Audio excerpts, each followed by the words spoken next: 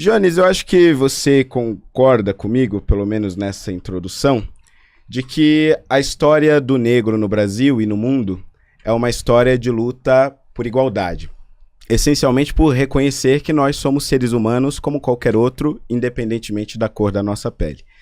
Essa história passa no Brasil aqui por diversas figuras, que acho que a gente pode até debater mais pra frente, como André Rebouças, José do Patrocínio, e outras figuras também que nem eram negras, mas que lutaram também por essa mesma igualdade.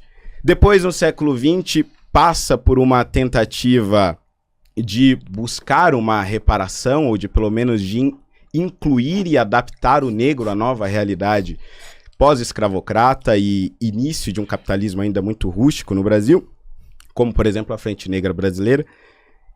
E nos Estados Unidos também, né? Tivemos Malcolm X com uma versão um pouco mais radical, Martin Luther King um pouco mais pacífico. E se nós olhamos tanto para a história dos Estados Unidos quanto para a história do Brasil, pelo menos neste sentido, o discurso e o objetivo sempre foram os mesmos. Para complementar essa pergunta, eu vou trazer aqui uma frase que eu gosto muito do Martin Luther King, que está no seu discurso I Have a Dream. Em tradução livre, ficaria algo como: eu tenho um sonho, que minhas 4 pequenas crianças vão um dia viver em uma nação onde elas não serão julgadas pela cor da sua pele, mas pela qualidade do seu caráter.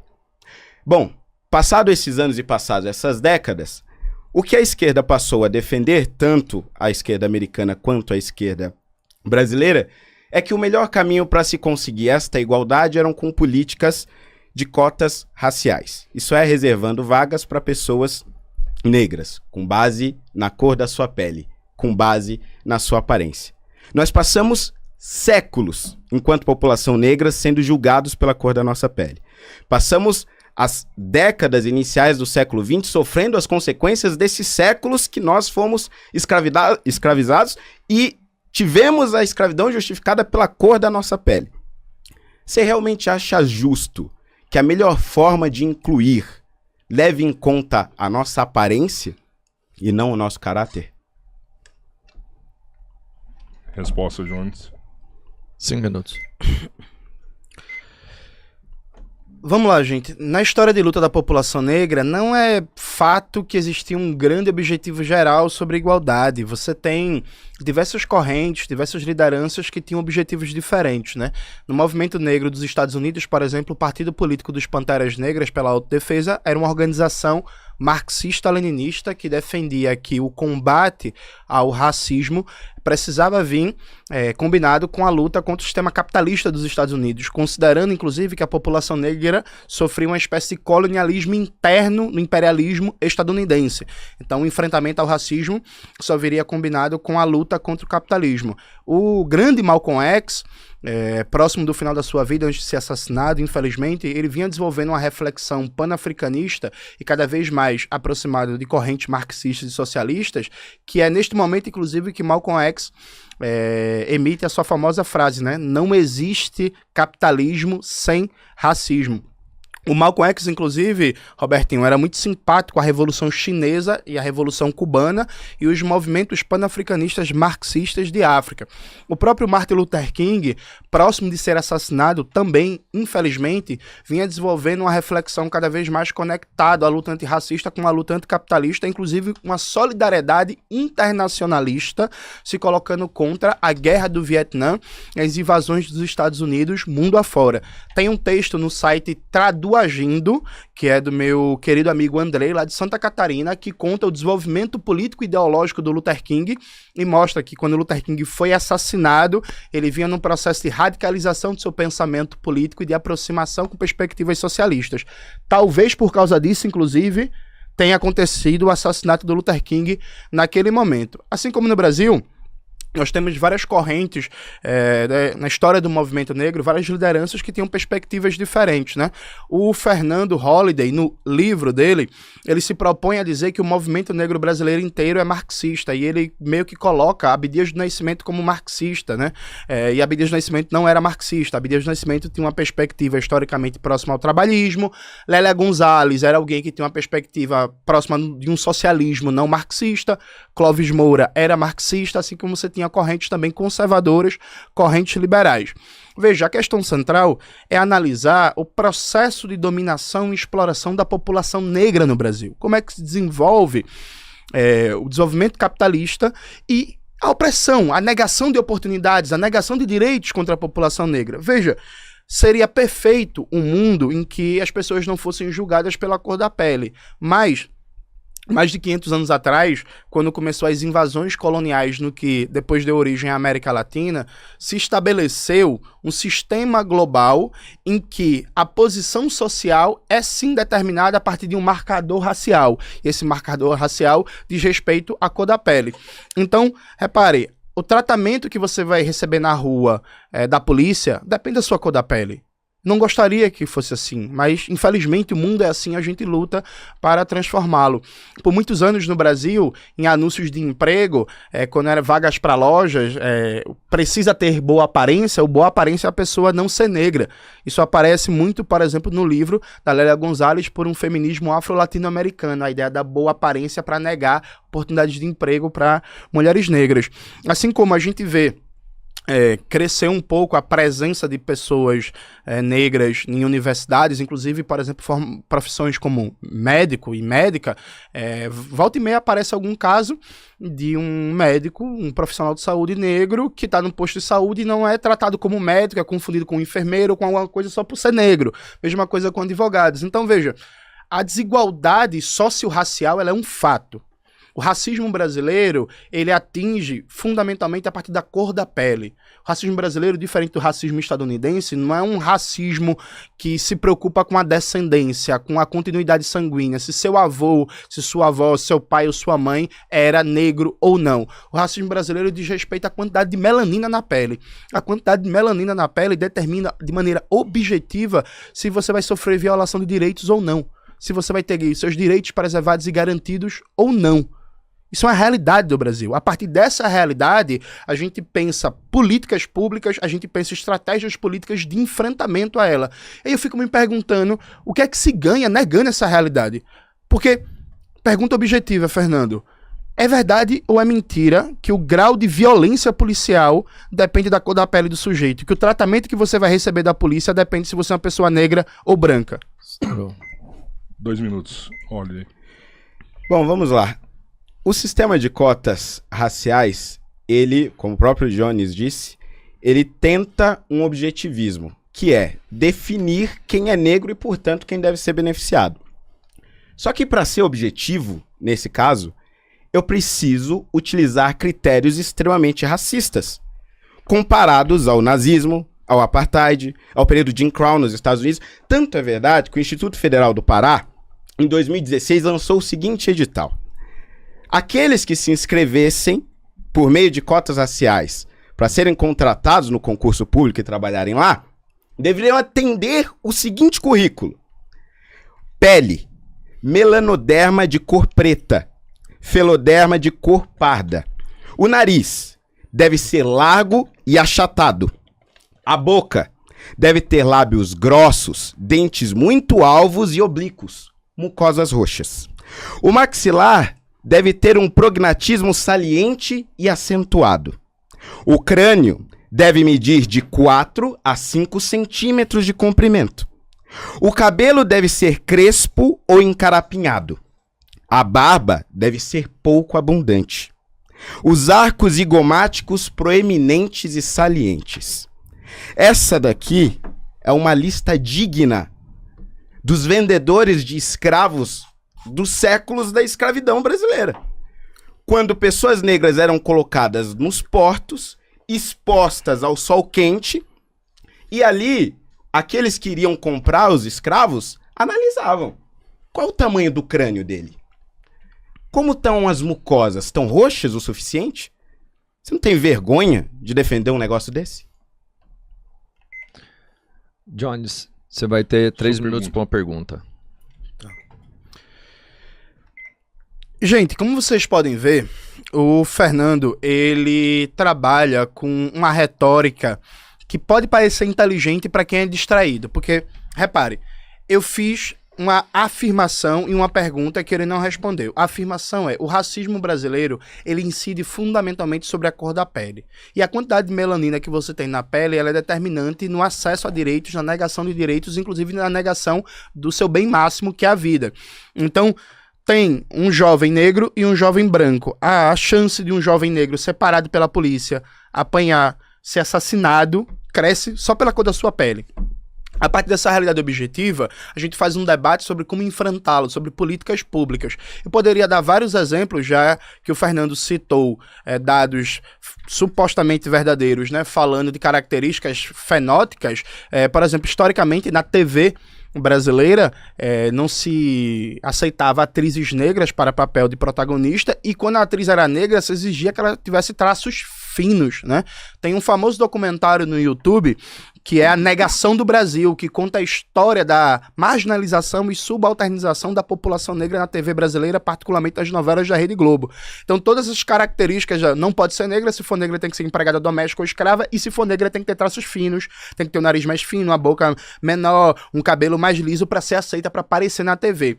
Assim como no Brasil, nas primeiras décadas do século XX, não era permitido na prática atrizes e atores no teatro negros, né?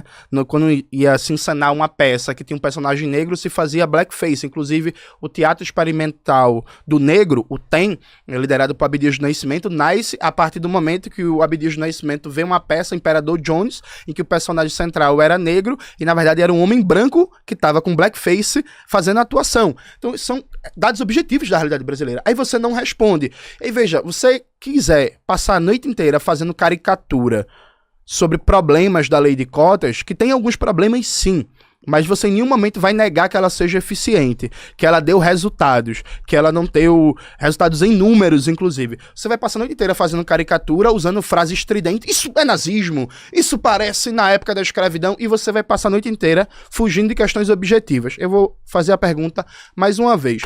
Fernando Holliday, é verdade ou é mentira que a chance de você ser vítima de violência policial, de abuso, de assassinato, de revistas inadequadas, de você apanhar da polícia, de você levar uma tapa na cara, de você ser um músico com a sua família no carro e levar mais de 80 tiros, que essa chance no Brasil depende da sua cor da pele?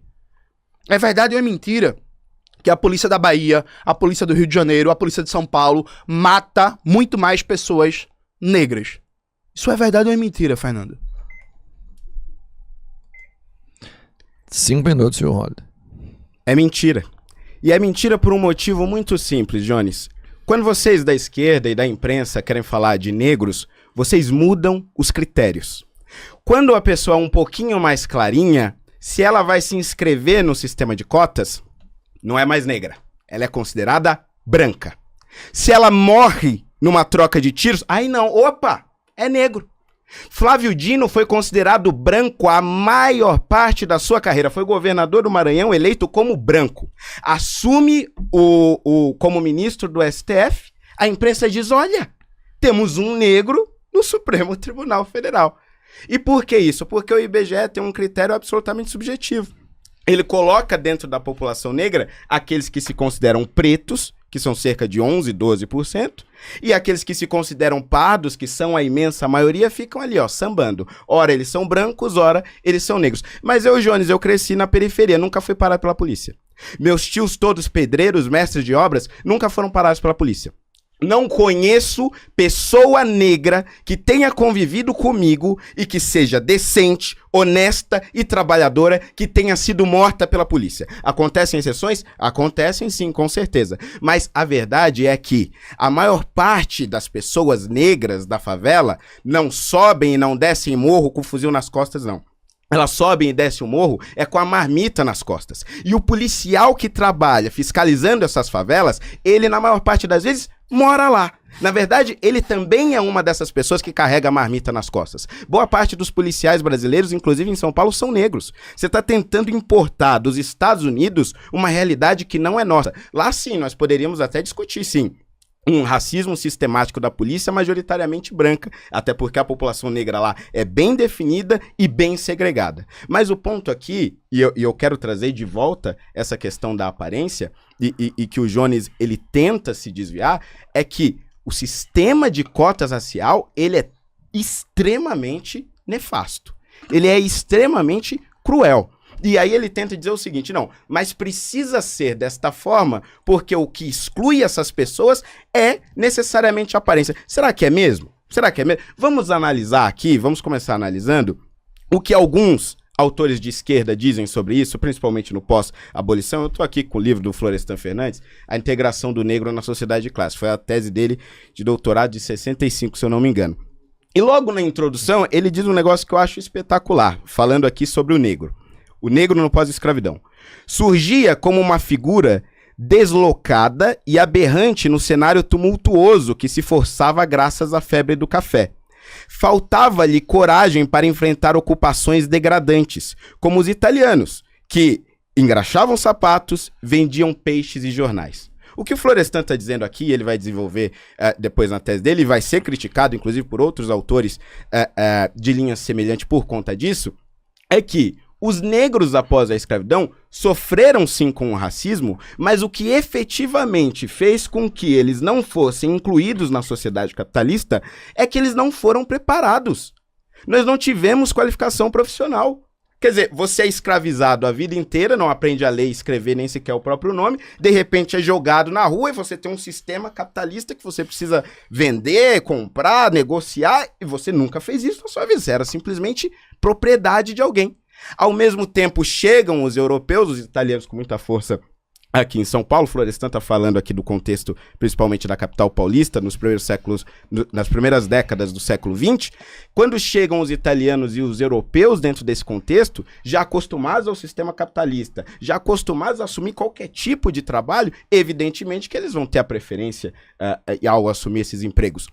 E quando eles vão assumindo esses empregos, os negros vão sendo afastados para a periferia. Então, a questão aqui é, o racismo é um problema? Sim. A cor da pele ainda importa no Brasil? Infelizmente, sim. Só que um sistema que prioriza a nossa aparência e ignora completamente a falta de educação pública de qualidade, ignora completamente a falta de qualificação profissional, não vai resolver o problema. Pelo contrário, vai aprofundar. Por quê? Agora, quando eu entrar numa universidade pública e ver um negro, eu vou pensar, esse aqui só tá porque tem cota. Eu vou entrar num posto de saúde e vou ver um médico negro, esse aqui só tá porque tem cota. É cruel, é nefasto, mas existem diversas pesquisas que demonstram que isso já vem acontecendo no Brasil e aconteceu em diversos outros países ao redor do mundo que tentaram implementar esse sistema. 2 minutos, Jones. Não era 3? Na réplica... Você fez a pergunta, né? Perfeito. E ele teve 5, agora você tem 2 para contrapor. Vamos lá. Gente, veja, é muito difícil fazer um debate com uma figura negacionista, com a retórica tosca, mas a maioria das pessoas assassinadas pela polícia não são negras. A maioria das pessoas que sofrem violência policial não são negras. Eu acabei de subir para as minhas redes um estudo que foi citado pela Agência Brasil que diz: quase 90% dos mortos pela polícia em 2023 eram negros, aponta estudo. São dados do Fórum Nacional de Segurança Pública. Assim, não, eu não conheço ninguém, eu nunca fui parado pela polícia, o nome disso, gente, é evidência anedótica. Quando você pega uma experiência individual, que a gente não sabe se é verdade ou não, para negar dados, para negar estudos, para negar pesquisas, é inegável no Brasil que existe uma tendência a ser vítima de violência policial de acordo com a cor da sua pele. Então, a pessoa busca um suposto exemplo individual para fugir dos dados, para fugir dos números, para fugir das pesquisas, para fugir das estatísticas, né? Outra coisa, ele citou um livro do Florestan Fernandes, um livro que era do começo da carreira do Florestan Fernandes, que depois ele muda a perspectiva. O Florestan Fernandes, ele continua escrevendo sobre a questão racial, Fernando. Nos anos 80, ele lança o livro O Significado do Protesto Negro no Brasil, que foi recentemente lançado de novo pela Expressão Popular. No livro, ele abandona essa tese porque essa tese está errada. O principal problema da população negra no pós-abolição não foi a falta de qualificação para o trabalho, como se a diferença no nível de qualificação, de formação da força de trabalho entre o imigrante europeu e a população negra no pós-abolição fosse tão grande. Inclusive, boa parte dos imigrantes que vinham para o Brasil também eram analfabetos. Inclusive, você comete esse erro no seu livro, né? parece que você escreveu. Tá subindo para minhas redes sociais, inclusive, uma citação do livro do Florestan Fernandes, O Significado do Protesto Negro, que o Florestan Fernandes coloca a relação intrínseca entre capitalismo e racismo, e como o racismo é uma arma de dominação e de potencialização da exploração do sistema capitalista no Brasil. Então, ô Fernando, leia a obra toda do autor que você pretende citar, não leia um livro só não, por favor. Sua pergunta, olha. Bom, vamos lá, 3 gente. minutos, olha. O Jones, ele ignora completamente a avaliação do dado cru. Quer dizer, ele aponta uma pesquisa que diz que tantos por cento dos negros são presos no Brasil, etc. Mas o que eu estou questionando é antes disso. O que eu estou questionando é o critério. Qual é o critério do IBGE para considerar uma pessoa negra ou não? A autodeclaração. Agora, qual é o critério na cadeia quando eu prendo alguém para considerar se uma pessoa é parda ou é preta? É autodeclaração também, certo? Ou não? Não vai nem balançar a cabeça. Não vai porque você não sabe. E você não sabe porque, se você estudasse, né, infelizmente militantes comunistas devem ficar muito acostumados a ficar no DCE. Muitos até fumando maconha e não vão pra aula, mas essa aula você vai ter que ouvir. Se você soubesse de verdade como são classificados os negros no Brasil, você saberia que isto depende do que nós estamos falando. Se nós estamos falando de inclusão, pardos são considerados negros. Se nós estamos falando de cadeia, pardos são considerados negros. Agora, para os dados gerais, vocês subvertem isso. Depende do que nós estamos falando. A depender, eu posso ser pardo, a depender, eu posso ser negro. E outra, existe um outro problema aqui de semântica. Nós estamos falando de população preta ou de população negra? Porque a população negra inclui também pardos e pretos. Este é o ponto central.